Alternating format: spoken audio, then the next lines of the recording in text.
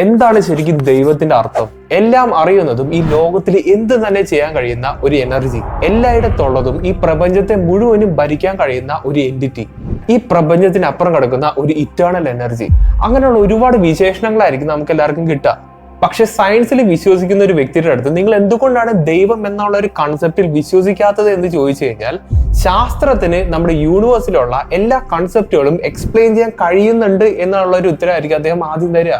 അതോടൊപ്പം ദൈവം എന്നത് വെറും ഒരു വിശ്വാസം മാത്രമാണ് എന്നുള്ളൊരു വാചകവും അദ്ദേഹം ചിലപ്പോൾ പറയുമായിരിക്കും. പക്ഷെ ദൈവം എന്നുള്ള ഒരു കൺസെപ്റ്റ് നമുക്ക് ശാസ്ത്രം ഉപയോഗിച്ചും മാത്തമാറ്റിക്സ് ഉപയോഗിച്ചും എക്സ്പ്ലെയിൻ ചെയ്യാൻ പറ്റുന്ന അധികം ആൾക്കാർക്ക് അറിയില്ല. ദൈവത്തെ പറ്റി ശാസ്ത്രീയമായി സംസാരിക്കുമ്പോൾ ഏറ്റവും അധികം പൊങ്ങി വരുന്ന ഒരു കൺസെപ്റ്റ് ആയിരിക്കും ഞാൻ ഈ വീഡിയോയിൽ പറയാൻ പോകുന്നത്. മിക്കവാറും ഈ ഒരു കാര്യം നിങ്ങൾ ആദ്യമായിട്ടായിരിക്കും മലയാളത്തിൽ കേൾക്കാൻ പോകുന്നത്. അപ്പോൾ വീഡിയോയിലേക്ക് പോകുന്നതിന് മുമ്പ് നിങ്ങൾക്ക് ഈ ചാനൽ സപ്പോർട്ട് ചെയ്യാൻ ആഗ്രഹമുണ്ടെങ്കിൽ ഒരു ലൈക്കും ഒരു കമന്റും ഒരു ഹൈപ്പും കൂടി ചെയ്യാൻ ശ്രമിക്കുക. അപ്പോൾ നമുക്ക് നേരെ വീഡിയോയിലേക്ക് പോകാം. എല്ലാ കൺസെപ്റ്റുകൾക്കും ഒരു ഫണ്ടമെന്റൽ ആയിട്ടുള്ള ചോദ്യമുണ്ട്. അതുപോലെ തന്നെ ഈ കൺസെപ്റ്റിന്റെ ബേസിക്സ് എന്ന് പറയുന്നത് മാത്തമാറ്റിക്സ് ആണ്, കണക്കാണ്. അപ്പോ അവിടെയാണ് ഒരു ചോദ്യം വരുന്നത്, ശരിക്കും മാത്തമാറ്റിക്സിന്റെ അർത്ഥം എന്താണ്? കണക്കിന്റെ അർത്ഥം എന്താണ്? മാത്തമാറ്റിക്സ് എന്ന് പറയുന്നത് നമ്മൾ കൗണ്ട് ചെയ്യാനും ഒരുപാട് നമ്പറുകൾ തമ്മിലുള്ള പാറ്റേൺസ് എല്ലാം ഡിസ്ക്രൈബ് ചെയ്യാൻ ഉപയോഗിക്കുന്ന ഒരു ലാംഗ്വേജ് ആണ്, ഒരു ഭാഷയാണ്.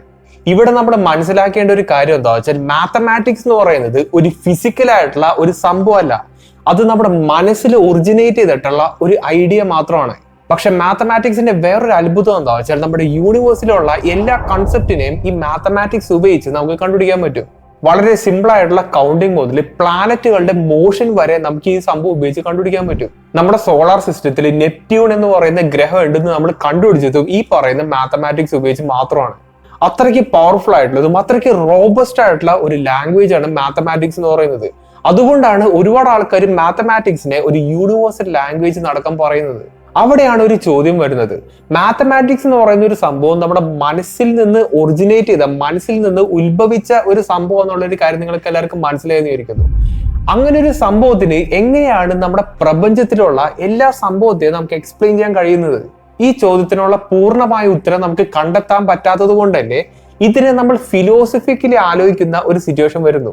അതായത് മാത്തമാറ്റിക്സ് എന്ന് പറയുന്നത് നമ്മുടെ പ്രപഞ്ചത്തിൽ ഓൾറെഡി എക്സിസ്റ്റ് ചെയ്യുന്ന ഒരു സംഭവമാണ്. അതിനെ മനുഷ്യര് ഡിസ്കവർ ചെയ്തതാണ് എന്നാണ് ആൾക്കാർ പറയുന്നത്. അതിന്റെ അർത്ഥം എന്താ വെച്ചാൽ, മാത്തമാറ്റിക്സ് എന്ന് പറയുന്ന ഒരു സംഭവത്തെ നമ്മൾ ഇൻവെന്റ് ചെയ്തതല്ല, പകരം നമ്മൾ അതിനെ കണ്ടുപിടിച്ചതാണ്.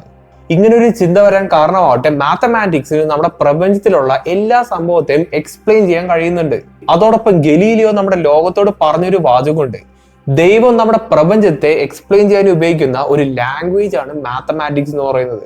അതുകൊണ്ട് തന്നെ മാത്തമാറ്റിക്സ് എന്ന് പറയുന്നത് ഒരു ദൈവിക ശക്തിയുള്ള ഒരു സൂപ്പർ നാച്ചുറൽ ആയിട്ടുള്ള ഒരു സംഭവമായിട്ടാണ് ഒരുപാട് ആൾക്കാർ കാണുന്നത്. ഒരു ചെറിയ എക്സാമ്പിൾ ഞാൻ പറഞ്ഞുതരാം. 0 എന്നൊരു നമ്പർ കൺസിഡർ ചെയ്യാം, 1 എന്നുള്ളൊരു നമ്പർ കൺസിഡർ ചെയ്യാം.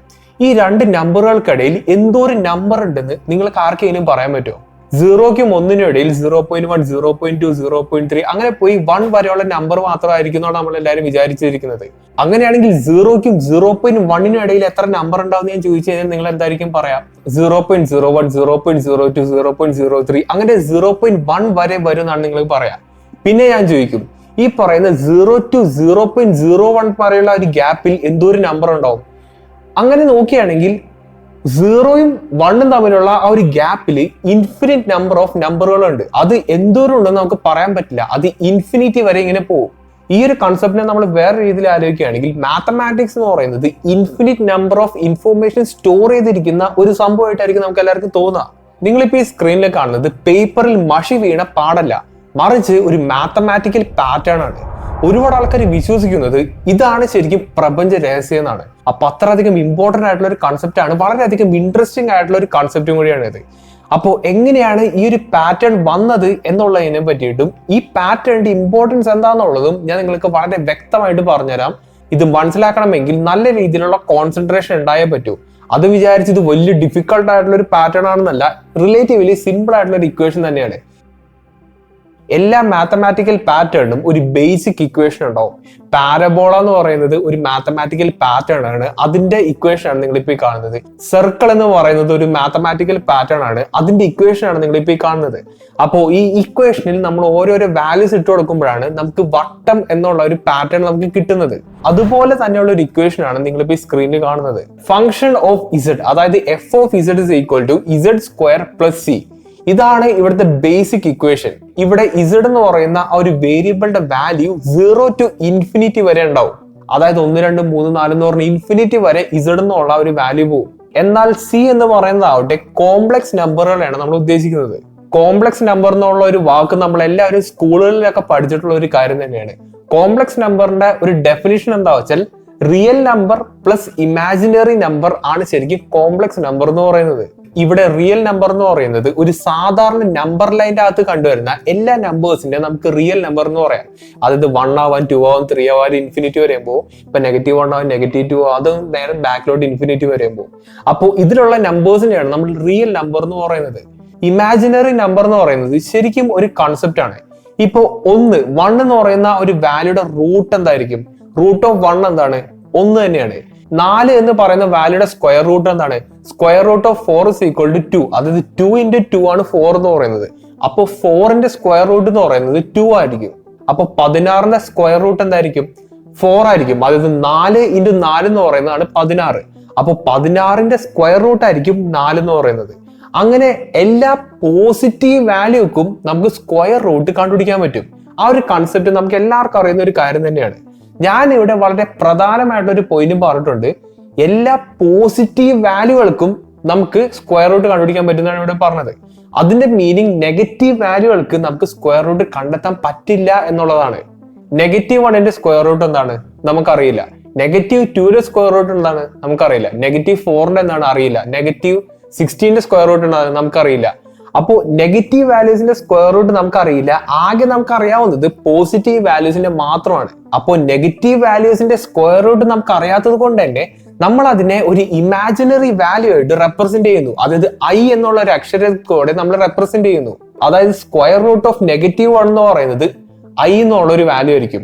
അപ്പൊ നിങ്ങൾക്ക് ഒരു സംശയം ഉണ്ടായിരിക്കും, നമ്മളിവിടെ കണ്ടുപിടിച്ച ഇമാജിനറി നമ്പേഴ്സിനെ നമ്മളൊരു നമ്പർ ലൈനിൽ എവിടെ കൊണ്ടുപോയി പ്ലോട്ട് ചെയ്യും, എവിടെ കൊണ്ടുപോയി മാർക്ക് ചെയ്യുന്നുള്ളത്. റിയൽ നമ്പേഴ്സ് എന്ന് പറയുന്നതാണ് ഒരു ലൈനിൽ നമുക്ക് പ്ലോട്ട് ചെയ്യാൻ കഴിയുന്നത്, നമ്പർ ലൈനിൽ നമുക്ക് ഇവിടെ കാണാൻ കഴിയുന്നത്. അപ്പോൾ ഇമാജിനറി നമ്പേഴ്സ് എവിടെ ആയിരിക്കും ഇരിക്കുന്നത്? ഒരു പ്ലസ് പോലെ നേരെ മുകളിലേക്കും താഴത്തേക്കും പോകുന്ന വൈ ആക്സിസ് ആണ് ശരിക്കും ഇമാജിനറി നമ്പറിന്റെ പ്ലോട്ടിംഗ് എന്ന് പറയുന്നത്. അതായത് ഇമാജിനറി നമ്പറിന്റെ നമ്പർ ലൈൻ എന്ന് പറയുന്നത് വൈ ആക്സിസും റിയൽ നമ്പറിന്റെ നമ്പർ ലൈൻ എന്ന് പറയുന്നത് എക്സ് ആക്സിസും ആണ്. അപ്പോ ഒരു ക്വാഡ്രന്റ് ആണ് ശരിക്കും നമുക്ക് ഇവിടെ കിട്ടുന്നത്.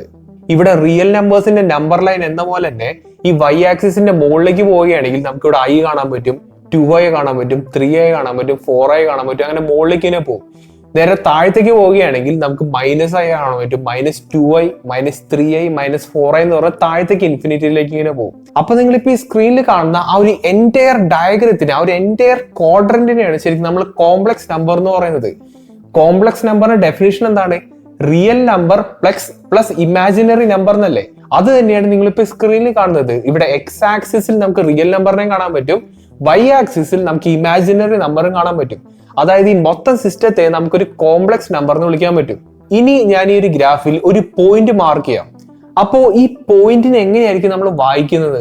ഈ പോയിന്റ് എന്ന് പറയുന്നത് ഒരു കോംപ്ലക്സ് നമ്പർ ആയിരിക്കും എന്നുള്ളൊരു കാര്യം നിങ്ങൾക്ക് എല്ലാവർക്കും മനസ്സിലായി എന്ന് വിചാരിക്കുന്നു. കോംപ്ലക്സ് നമ്പറിന്റെ ഡെഫിനിഷൻ എന്താണ്? Real number plus imaginary number എന്നുള്ളതാണ്. അപ്പോ ഈ പോയിന്റിന്റെ വാല്യൂ എന്തായിരിക്കും നിങ്ങളൊന്ന് ആലോചിച്ച് നോക്കിയേ. ഇവിടുത്തെ റിയൽ നമ്പർ എന്ന് പറയുന്നത് ഈ പോയിന്റിന്റെ എക്സ് ആക്സിസിനോട് കറസ്പോണ്ട് ചെയ്യുന്ന വാല്യൂ എന്താണ്? ഇവിടെ 2 ആയിട്ടായിരിക്കും നമുക്ക് ഇവിടെ കാണാൻ കഴിയുക. ഇവിടുത്തെ വൈ ആക്സിസിനോട് കറസ്പോണ്ട് ചെയ്യുന്ന ഒരു വാല്യൂ എന്തായിരിക്കും? നമുക്ക് അവിടെ 2 തന്നെ ആയിരിക്കും, ഒരു 2i എന്നുള്ള ഒരു വാല്യൂയിലേക്ക് നമുക്ക് ഇവിടെ കാണാൻ കഴിയുക. അപ്പോൾ കോംപ്ലക്സ് നമ്പർ ആയിട്ടുള്ള ഈ ഒരു പോയിന്റിന്റെ വാല്യൂ എന്ന് പറയുന്നത് real number plus imaginary number, അതായത് 2 + 2i എന്നുള്ളൊരു വാല്യൂ ആണ് നമുക്ക് ഇവിടെ കാണാൻ കഴിയുന്നത്. അതായത് ഈ ഒരു പോയിന്റിന്റെ വാല്യൂ എന്ന് പറയുന്നത്, ഈ ഒരു കോംപ്ലക്സ് നമ്പർ എന്ന് പറയുന്നത് 2 + 2i എന്നുള്ളൊരു വാല്യൂ ആയിരിക്കും. അതുപോലെ തന്നെ ഈ ഒരു പോയിന്റിന്റെ വാല്യൂ എന്തായിരിക്കും? എക്സ് ആക്സിസിനോട് കറസ്പോണ്ട് ചെയ്തിട്ടുള്ള 4 എന്നുള്ള ഒരു വാല്യൂ, അതായത് 4 + വൈ ആക്സിസിനോട് കറസ്പോണ്ട് ചെയ്തിട്ടുള്ള -1i, അതായത് -i എന്നുള്ളൊരു വാല്യൂ നമ്മൾ കൂട്ടി വായിക്കുമ്പോഴാണ് നമുക്ക് ഈ ഒരു പോയിന്റിന്റെ കോംപ്ലക്സ് വാല്യൂ നമുക്ക് ഇവിടെ കിട്ടുന്നത്. അപ്പോ ഇതാണ് ഈ ഒരു കൺസെപ്റ്റിന്റെ ബേസിക്സ്, ഇതിന്റെ അടിത്തറയാണ് ഇപ്പൊ ഞാൻ പറഞ്ഞത്. ഇത് മനസ്സിലായില്ലെങ്കിൽ ഈ ഒരു പാർട്ട് മാത്രം നിങ്ങൾ ഒന്നുകൂടി ഒന്ന് കണ്ടുവെക്കുക. ഇത് ക്ലിയർ ആയാൽ മാത്രമാണ് ഞാൻ ഇനി പറയാൻ പോകുന്ന കാര്യങ്ങൾ നിങ്ങൾക്ക് മനസ്സിലാവുകയും ചെയ്യുള്ളൂ.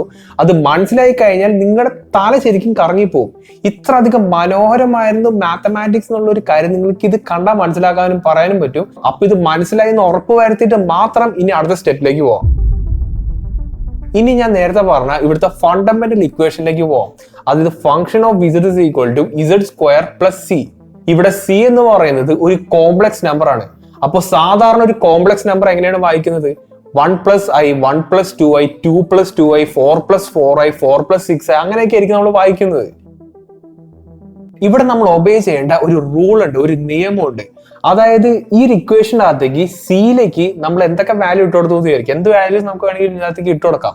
പക്ഷെ ആ ഒരു വാല്യൂ ഇട്ട് കൊടുത്തു കഴിഞ്ഞാൽ ഈ ഒരു ഇക്വേഷൻ മൊത്തത്തിൽ ഇൻഫിനിറ്റിയിലോട്ട് ഇങ്ങനെ പൊക്കോണ്ടേ ഇരിക്കരുത്. അതായത് ഫംഗ്ഷൻ ഓഫ് z എന്ന് പറയുന്ന ഒരു വാല്യൂ ഒരിക്കലും ഇൻഫിനിറ്റിയിലോട്ട് ഇങ്ങനെ പോകരുത്, ഇങ്ങനെ പൊങ്ങി ഇങ്ങനെ പോകരുത്.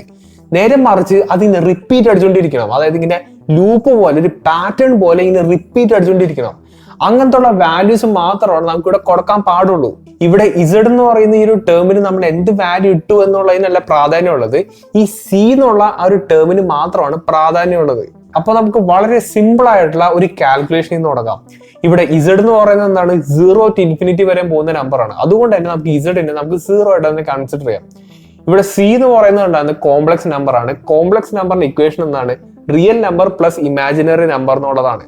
അപ്പോ റിയൽ നമ്പറിനെ നമുക്കൊരു 1 എന്നുള്ളൊരു നമ്പർ എടുക്കാം.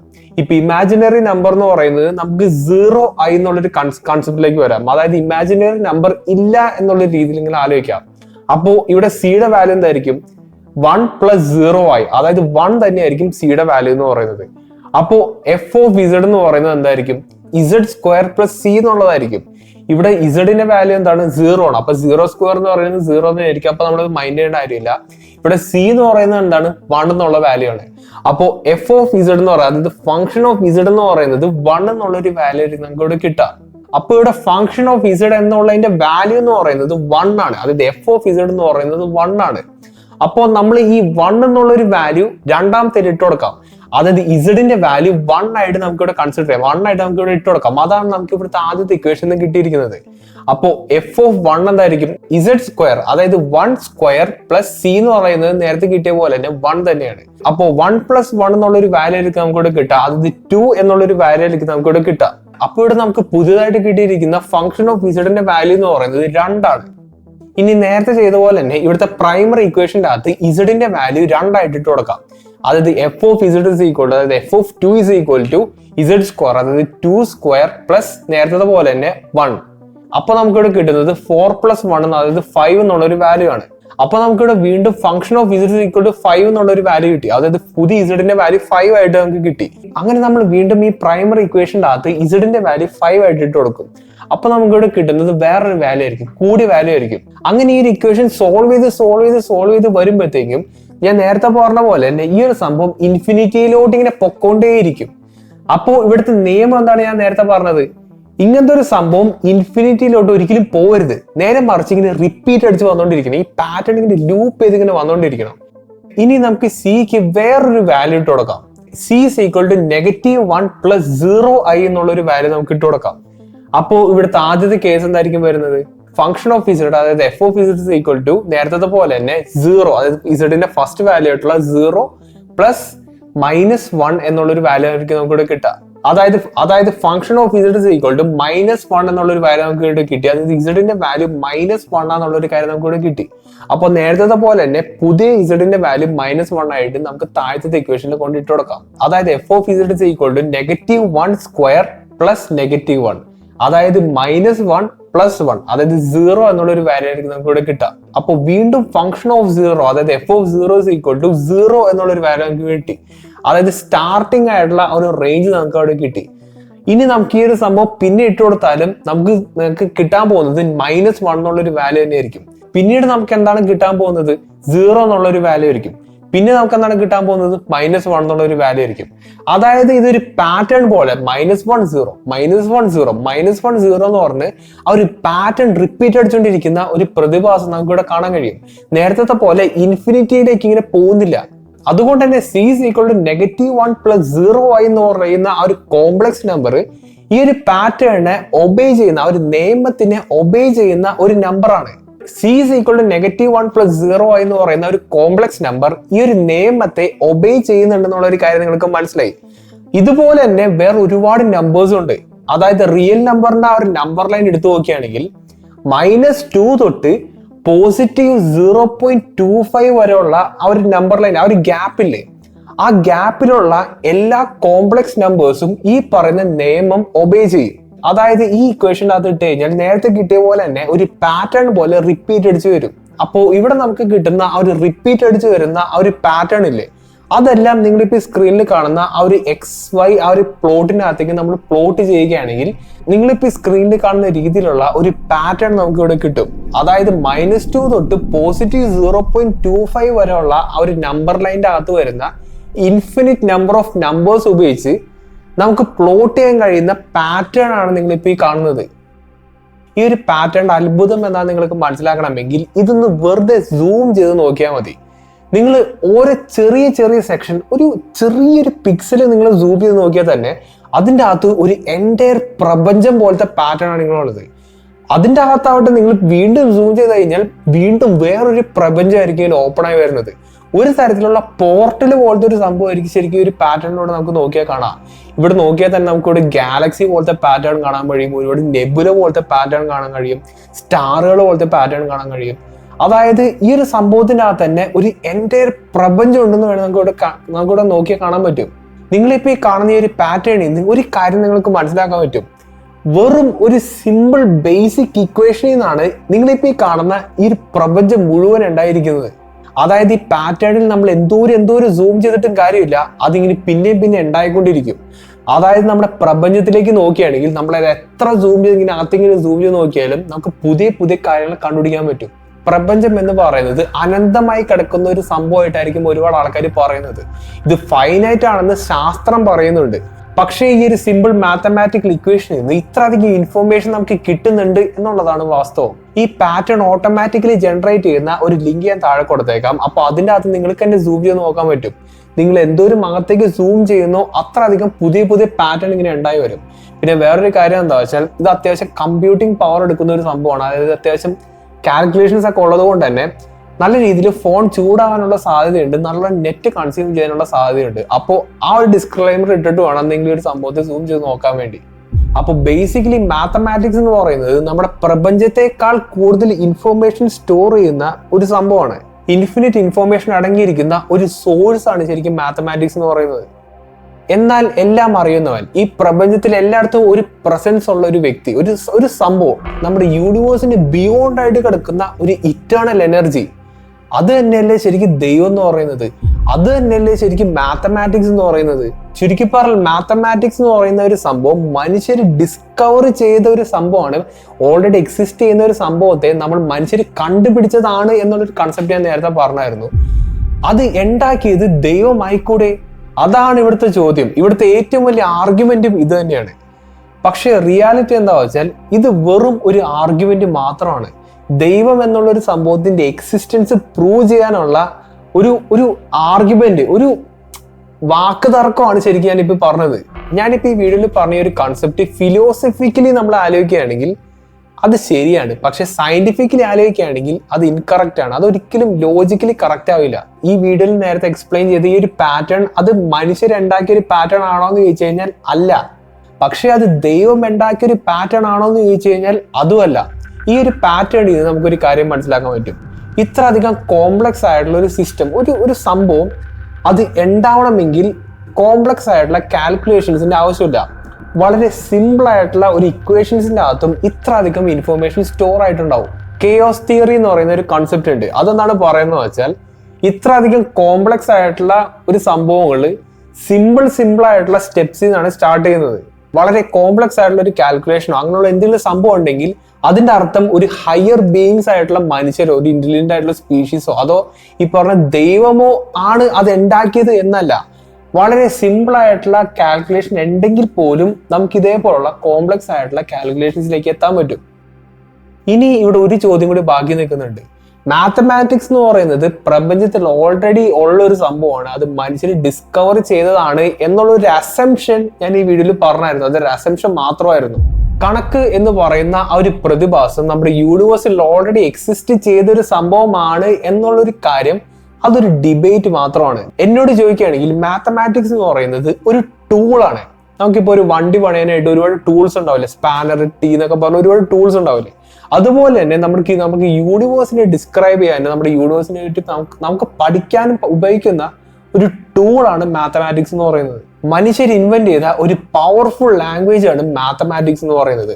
അതല്ലാണ്ട് മാത്തമാറ്റിക്സ് എന്ന് പറയുന്നത് ഓൾറെഡി എക്സിസ്റ്റ് ചെയ്ത ഒരു സംഭവം അല്ല, അത് നമ്മൾ ഇൻവെന്റ് ചെയ്ത, നമ്മൾ കണ്ടുപിടിച്ച ഒരു സംഭവമാണ്. അപ്പൊ നിങ്ങൾക്ക് ഒരു ചോദ്യം ചോദിക്കാൻ പറ്റും, പിന്നെ എന്തുകൊണ്ടാണ് ഗലീലിയോ ഇങ്ങനത്തെ ഒരു വർത്താനം പറഞ്ഞതെന്നുള്ളത്.